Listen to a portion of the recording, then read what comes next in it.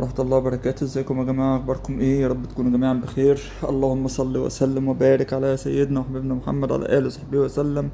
اللهم صل عليه في الأولين والآخرين. اللهم ارزقنا حسن خاتمه ومرافقته في الجنة. اللهم أسألك توبة نصوحة وهداية من عندك، اللهم آمين يا رب العالمين. ما تنسوش تصلوا على حبيبنا النبي.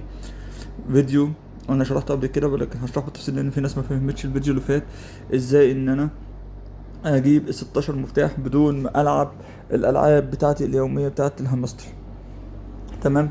ببساطه انت ممكن في وقت هتشحن فيه الموبايل، انا هسيبه على الشاحن او هتسيبه جنبك وانت نايم بالليل، هتعمل حاجه، هتفتح برنامج الاوتو كليكر. تمام. وهتعمل اضافه، والصباع الواحد ده بدل ما هتخليه مثلا 40 زي ما احنا بنعمله، هتخليه مثلا وليكن 2000. هتخليه 2000. جميل. ده عشان لو انت شاشتك بتطفي مثلا بعد 30 ثانية او بعد دقيقة. تمام. وهتضغط موافق كده، انت معاك الصابع دوت. جميل. هو هنا اهو.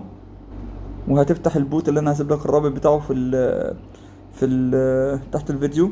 ما تنسوش طبعا رقم الواتساب موجود تحت الفيديو لاي استفسار او اللي عاوز يوصله جديد، كروت وشفرات برسالة خاصة على الواتس. تمام. وكل اللي انت هتعمله ان انت هتفتح البوت، وشايفين الرقم ده؟ الرقم ده كل 100، يعني هو بيقول لك هو تحت اهو. تمام. كل 100 هيديك 100 جوهرة، وال100 جوهرة تديك مفتاح. فانت بتسيبه يعد وتروح مشغل الاوتو كليكر وانت نايم او هو بيشحن، وتسيب الموبايل بقى ما تجيش ناحيته. تسيبه بقى يعد 400، تعد 500، انت ليك لغاية 1600. طب هو ممكن يجي عند 1600 هيقف؟ لا مش هيقف، هيبدأ مكمل ان شاء الله يديك لغاية مثلا 3000. تمام. طب ال 3000 دول بكام مفتاح؟ يعني فاهمني؟ يعني ال 1600 ب 16 مفتاح، ال 3000 يعني انت داخل. تمام. في 30 مفتاح، 30 مفتاح بس انت هتقدر تستعمل منهم 16 مفتاح لما تيجي.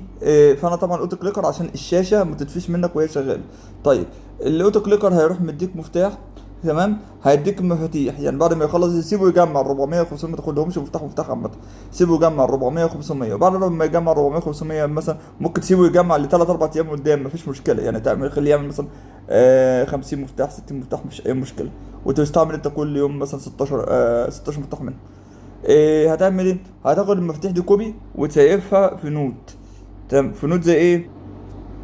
في نوت زي دي ممكن تسجلها في نوت مثلا زي دي، ممكن تسجلها بينك وبين حد في رساله خاصه، ممكن تسجلها زي ما انت عايز.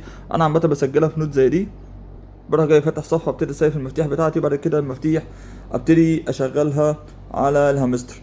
ما تنسوش مهم جدا برضو ان المفتاح ما تخلي ما بين المفتاح والتاني لما تيجي تحطه في الهامستر يعني من 5 ل10 دقايق، عشان ما يتعملكش حظر. يعني ما تحطش المفاتيح كلها ورا بعض. تمام. طبعا انت لما تيجي تاخد المفاتيح تاخدها ازاي؟ ده المفتاح اهو.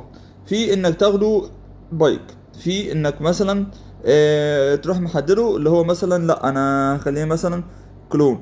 تمام. في انك تحدده مش عارف، يعني انت المفاتيح اللي انت هتختارها بعد كده تحدد ان انت كل لعبة ليها 4 مفاتيح.